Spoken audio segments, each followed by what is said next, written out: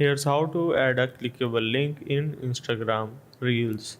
So we will also see if it is possible or not. So start by opening up Instagram and tap on plus icon on the bottom, and if I tap on Reels and create a brand new reel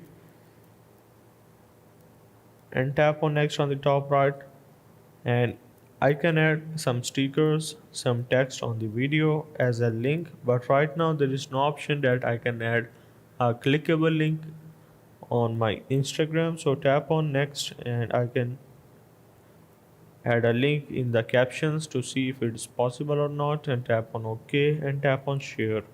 Maybe in the future Instagram release this feature, but right now there is no option. As you can see, if I tap on the link, this is not going to take me anywhere, so it is just useless. On the desktop you can simply copy that, but on the Instagram you can't even copy this. So hope this helped. This is how to add a clickable link in Instagram Reels.